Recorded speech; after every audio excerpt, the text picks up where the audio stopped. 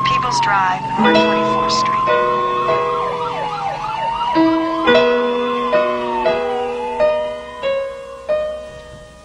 Welcome to the Cop Shop with FPD. I'm Georgette Allen. I'm the Public Information Officer for Farmington Police Department. What was that? The chief is looking at me. We're already stumbling. We're 5 words into I know, I it. was talking too fast. You know what? I wasn't going to make fun of you today, but you're making fun of me, so...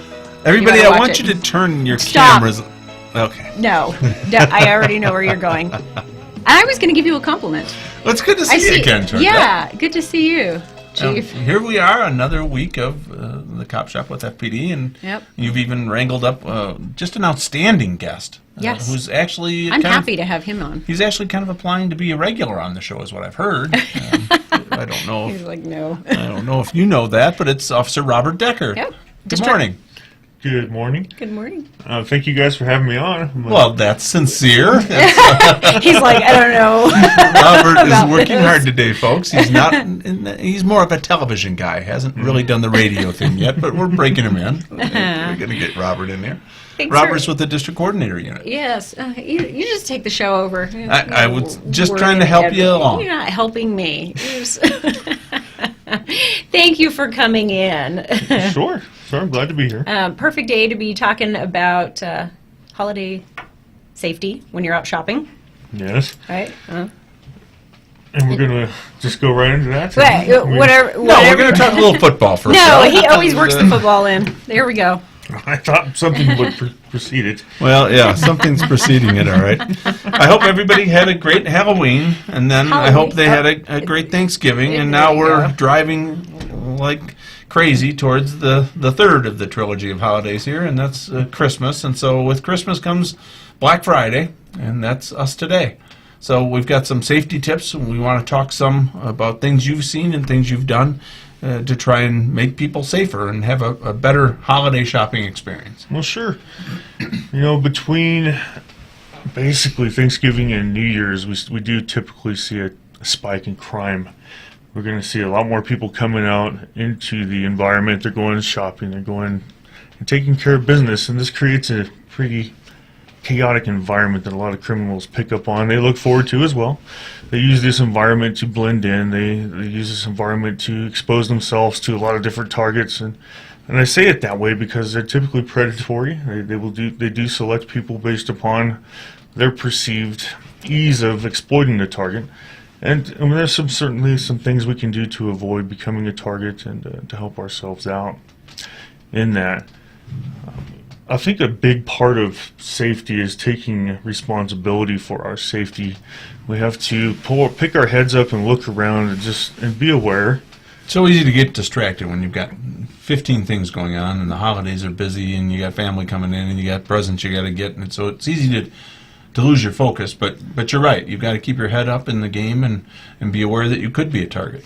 Absolutely. It does take a bit of practice if that's not your normal mode of operation, for sure. It takes a second to take a step back and pick yourself up and extend your senses and to get a good sample of what's going on around you.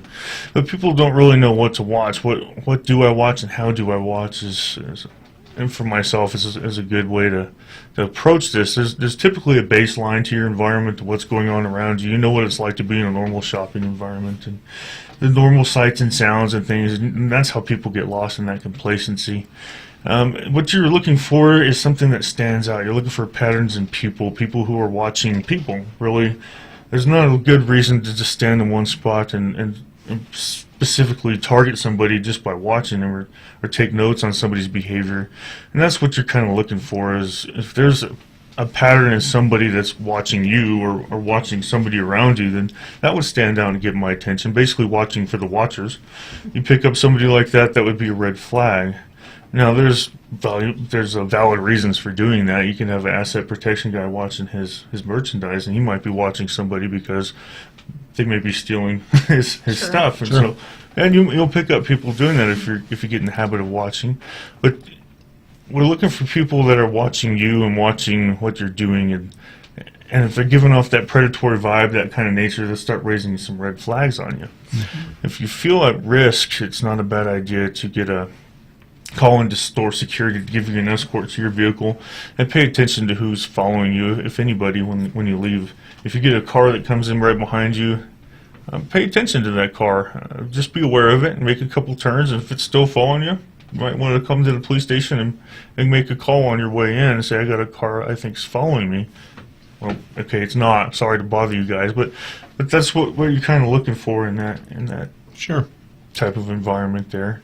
So in the grocery stores and in the parking lots of the mall, I mean, it's easy when you're getting to your car and you've got your purse or your gifts or presents that you're putting them on top of the car, and you just kind of lose your focus as you've now got to the car, and that can be one of the spots where you're the most vulnerable to people coming up, and now you're kind of trapped in there, half in your car, half out of your car. Sure.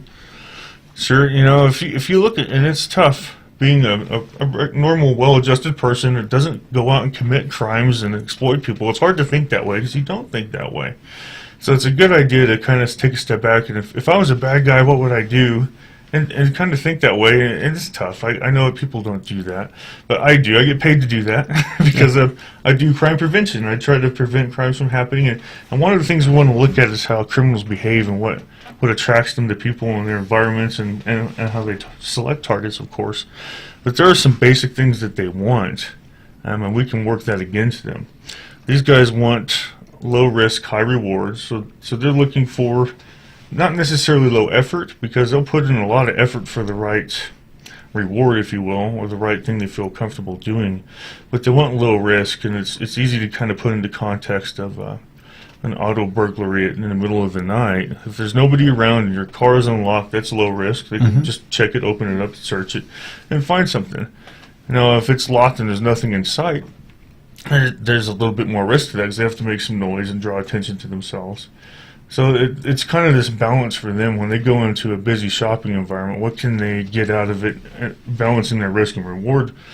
But they want to do that, and they want to get away with their crime. It's a big part of their committing the crime is getting away with it. You can't get caught and have it be any fun because there's consequences to that. And then, of course, not getting hurt when they commit the crime. So a lot of this is balanced against them when they're selecting, when they're working to what they want to do. So they're trying to pick an easy target, and they're trying to find an opportunity to get to that target and exploit it. Now, and they want to, of course, when we talk about being seen, this is a huge deterrent. So if you pull up to the store and you park at the front, where there's more surveillance, there's more people, there's more light, especially if you're shopping out, because we have shorter days now, there's more darkness. So if you're in those environments, it's better for you to be closer to people and to the light than to park in the back and away from folks. So certainly you'll get out and you'll be in a safer place. It's harder for them to remain anonymous when they're selecting anybody doing that type of stuff. Identification is a big thing too.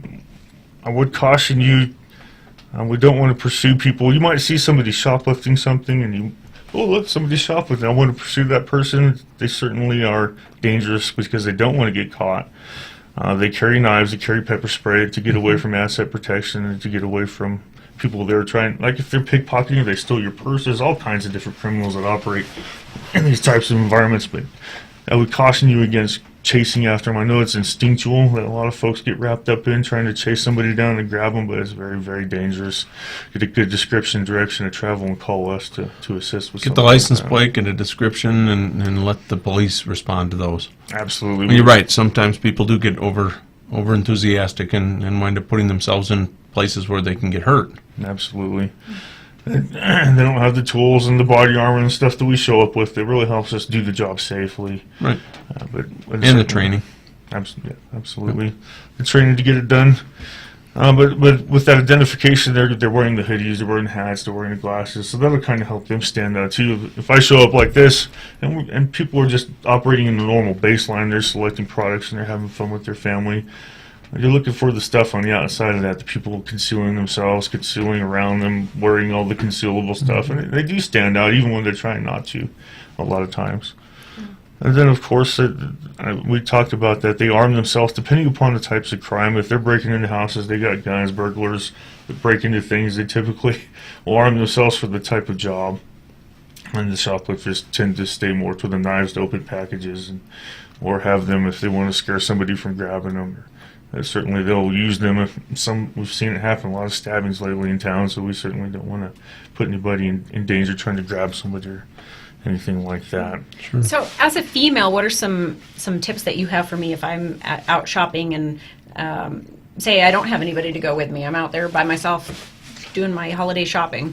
Well, unfortunately, females are targeted because they're perceived to probably fight less. Elderly would fall into that category. You've never been a victim, have you, Georgette? No, I'm too mean. Well, It's written across my face. throwing it out there. Not everybody fits that stereotype, Robert. Well, and if you carry yourself like that, that's very true. If you truly carry yourself as somebody who's aware and confident, and that's a big part of not being Like selected. walk like you've got a purpose. You're out there. You're there. You're doing your thing. You look at people in the eye. And you're there with them. You don't have your head buried in a cell phone. And that really is someone who's meek and private and reserved and disengaged. More Those like are the me. Things that will Really. help someone target you, sir. We want to avoid that type of behavior. So as a female, you really got to be more. You want to park closer to the front, be in the light, and just be more engaged.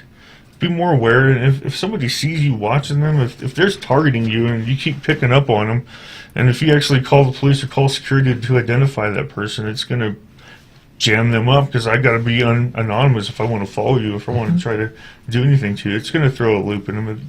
So just being super aware and super vigilant and calling people out. I mean, it's hard in our society because we train ourselves to be polite to people, and if somebody's putting you in a position where you don't feel safe, it's not a bad idea to forego the manners and tell them how it is. And Be assertive. yeah, Be assertive. exactly. This is how it is, and you're making me uncomfortable, and you need to stop.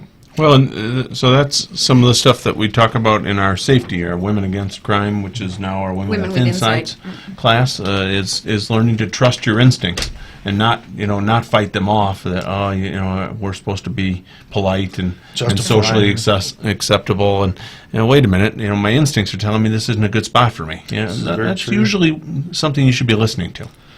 Very, very true.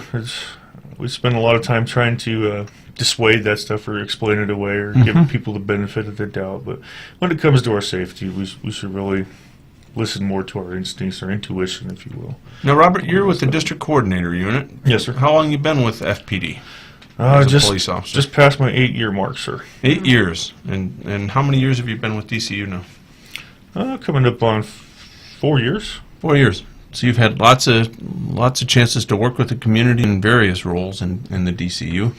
And you've seen the holidays come up and lots of crime. What are some of the things that you tell your family when you're approaching the holidays? How do you handle your safety and your family's safety? Well, a lot of it's what we discussed and you got to train your kids a little bit on just stranger danger is very important because kids are trusting and they don't have a lot of experience to deal with bad guys out there, but it's important, depending upon the age, of course, just know your parents' name, know your phone number. Address is a big help because we get a lot of kids get separated in the chaos and they go and they find an adult and they'll get paged back to their family. But some of these guys have no idea what their names or phone numbers or parents, and it's a lot tougher. We have to basically camp on the child and wait for a parent to come looking because the child doesn't have any way to explain how to reunite themselves. And then a lot of stuff we talked about, there's a good campaign we just launched, is Lock, Hide, Take, and that would apply to our kids. And just getting them in the habit of thinking safely and protecting themselves and controlling their environments and just being a little bit more active in their safety. It's important to get kids started in that early and just not taking everything for granted. And But the Lock, Hide, Take stuff, if we look at how we can apply that to the holiday safety and even our family and stuff, and when I talk like Lock, Hide, Safe, I add secure after everything. So I'll lock and secure because it's different to just lock your car. You can have it in a dark environment and it's still exposed to a very high potential for crime. So if we're going to lock and secure our car, we certainly want to park it more toward the front, more where there's light, more where I can get to it. It's not next to the cargo vans or the places of ambush that we would see in an environment we want to stay away from. So we think of things from those perspectives. We'll be able to apply a little bit more safety to them, or pre-planning if something does go bad. So if we lock our cars, because most of our auto burglaries happen to unlock cars, probably 3/4 of them they're unlocked, and there's stuff of value in plain sight, and people go in there and do their thing. So you lock it and you secure it in a lit environment and closer up to the front. We're going to be a lot better off in dissuading any of that type of crime. So you're not used to being on the radio, but but this time you've actually got a little. Yeah, you're doing a great job. You've got a little video. What do you think of Scott's little video system here that we've got? Well, there's a lot of cool stuff in here. This is the first time I've seen this room, and this is kind quite of a fish tank on this side, and you got the students walking by. We get lots of the crowds really congregate there to see the making of the magic that is that is this show. And yeah, now you got the camera that's staring you right in the face. So, folks, you can see all of this on Facebook Live, and you get to see my gray beard. But you also get to see the stunning Georgette, who's having just a great day today. And then you get to see the officers up close. In this case, you get to see a big full-on profile picture of our DCU regular, Robert Decker, here. So go on to Facebook Live. That's some of the stuff that they've got going here at the mighty KSJE, the beacon of the San Juan County. What do we think of that slogan, the beacon of the San Juan County? I like it. Yeah, I love it. And I like all the fun little marketing material they have with it. Really? Not beekeeping. Keeping the beacon, not beekeeping. I don't get that one. Oh well. Well, anyway, but back to you, Robert. I wanted to ask you about. So I'm out shopping. Is it safer for me to take my credit cards, cash? Some people are cash people. What is safer? Because if the unfortunate event happens and you are a victim, it seems like it'd be a little bit easier to recoup. If you're out there with the credit card, you can cancel it, kind of thing. Exactly. What do you guys advise? You want to keep things in control. And when we talk about hide and take in the secure part of those, we're going to have our wallets, we're going to have our money, but of course if it's just a credit card in the front right pocket, it's going to be a lot harder for someone to pickpocket you there. And if you do lose your card, you can of course cancel that pretty quickly, and you're not accountable for the charges as if you would if you lose a giant bankroll of money or something like that. And of course these guys are out targeting people. They're looking for people who are careless, flaunting their wealth, if you will, or careless with their possessions. And like handbags, purses, this is a big thing to look for. Unattended shopping carts with the giant purse sitting there. Nobody's watching it. I mean, I see that. It doesn't take long. Oh, absolutely to not. grab one of those and be gone. It doesn't. So if you must keep it there, it's better to weave your straps to the metal, keep it there and zip it closed so that people can't peer into it and formulate a plan. Because it's an unknown risk at that point, and they may not want to deal with that because of all the people watching. Sure. And but if they see a giant wallet with cash sticking out of it and credit cards, they might take that beating, and they might take that risk to just run out with it. Absolutely. Run, sure. And the pickpockets and those types of guys, they're looking for people who are just busy, and they're, another spot for that is if you're in a restaurant and you have your purse hung on the back of your chair and it's hanging down, and if it's just gaping open where people can see inside of it and relieve you of it. Just walk by and grab when you're not paying attention. Head out the door. Yeah, it's best to close that up. And these things are a lot of times too large to put on our lap. But if it's a small clutch or something you can place on your lap, it's a lot safer. And if it's a larger bag, down between your feet would be a better spot for it, because someone's going to have to gain your attention coming in from the sides to get between your feet like that. So it's not an easy spot for them to just exploit off the back of your chair in that type of environment. So hiding it by concealing what's inside and secure it would be the second aspect of whatever valuable you're kind of thinking about. If someone can use that against you or get into it. Same thing with big rings. I mean, if you're wearing a very expensive $10,000 diamond ring out and people pick up on that, and they might mug you for it. I mean, these are the environments they're looking to operate in, because they can they can exert themselves on you. You give it up, and then they can disappear in the crowds and disappear in the traffic. And they're looking to use that environment for their advantage, and they will. So certainly anything that makes you stand out as a victim, either poor attitudes, or just massive wealth. I mean, it's a risk to them, and they might take it. Let's give it a shot.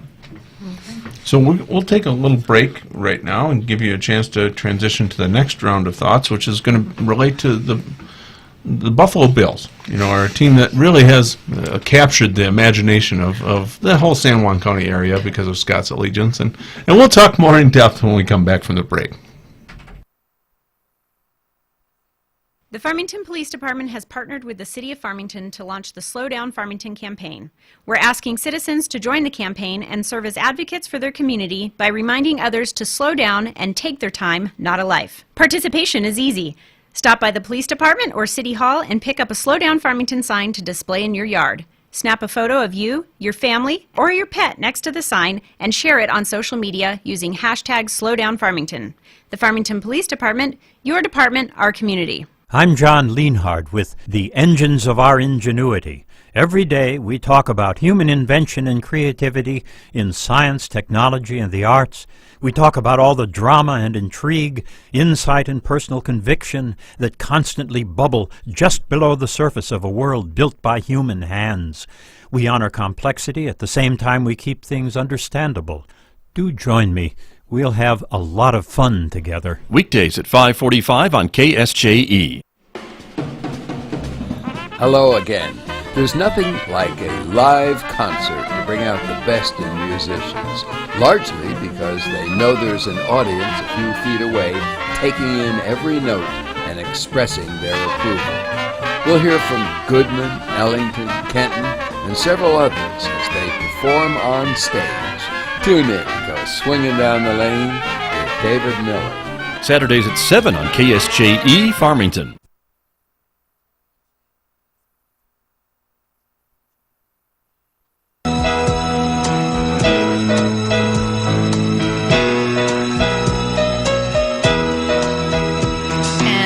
On the Cop Shop with FPD, and we're here in the studio today talking to Officer Robert Decker. He's with our District Coordinator Unit, and he's talking about some safety tips when you're out there shopping for the holidays. Absolutely. One other place that we really need to be mindful is all of our stuff when we bring it back to our vehicles, or if we're going to stay at the mall and we got a vehicle we're bringing stuff back to, the stuff gets heavy, we want to tote it around everywhere with screaming kids and family. People are watching us when we take our stuff out there. It's important if we can lock things in a trunk, we're better off. Of course, get big camper shell, anything like that's good. It's best practice if you know you've got stuff and you're going to be there for a little while. If you can move your vehicle, maybe less walking would be good, but I know parking can be tight in some of these places, and you worked hard to get the spot you got. Sure. So you don't want to quite give it up. But if you move your vehicle, it may be a strategy or a tactic that you can use. Someone who is watching you while they're leaving, and they'll shift their attention to somebody else. These are all little things that you may not even see somebody watching you that you would do that might help you. But honestly, if you're not seeing anything and if nothing's throwing your flags up, you'd probably be okay. But it's best if you have a lockable trunk or lockable environment, camper shell, toolbox in the back that you can really lock something down in, so it's not just up for the taking. Because criminals see these parking lots as their personal shopping grounds, and they will go out and we'll see them zigzagging through there, and they have excuses for being around the cars that they try to use. But we honestly rely a lot on our public to come up with. They're the eyes of the police department, so if they see something that's suspicious, we need to get their call. What's standing about? Well, this guy keeps going from car to car, and he's looking and trying door locks. There's no reason lawfully to be doing that. So if we get a call, we certainly want to identify this guy. So you actually had a good point. I mean, for the most part, like we just said with Georgette, most people aren't going to be victims. And this, so what we're trying to do is bring a proper amount of awareness. We want people to have their head on a swivel and be cognizant of the threat that is out there, but certainly aren't trying to cause a panic. And not every Farmington citizen is going to be robbed or burglarized this holiday season. But it is possible, and we want you to have a little more awareness. We want to give you the tips without causing panic. Sure. So there's kind of the balance that we're aiming for. Good point. It's the risk. We just want you to recognize if there is a risk. Say, for example, there's a midnight release of an expensive gaming console, and this is going to be the first time it's on sale. It's a midnight release. That would be a prime spot for somebody who wants one of those. They know there's not going to be a lot of people out, and it's going to they might target that event and find someone wandering off. So just understand when you go out, there are guys that will target people to try to exploit them. But yes, typically you're going to be fine. But we can't get complacent and just completely ignore our safety, because that's when we get into trouble. We can run into trouble with that. Sure, Well, we're nearing the end of the show, and I want to wish you and all the listeners a happy Thanksgiving. And we're starting down the path now towards Christmas. I imagine now we'll see a lot more Christmas decorations. Although the Christmas music's already started on my Sirius satellite radio. I was gonna say, are you one of those early decorators? Because I No. can't. I can't do it. But Okay. But the gloves are off now. We got the turkey stuffed into us, and so I suppose we'll see more of the Christmas decorations. We'll talk next time you're on the show about the 3-4 blitz that the Bills have been using and why we think that might not be as successful against Tom Brady. But those are for future episodes. So thanks for joining us, Robert. Thank you. Appreciate you guys. And with that, we wish you a great holiday weekend, and we're signing off. Cop Shop with FPD.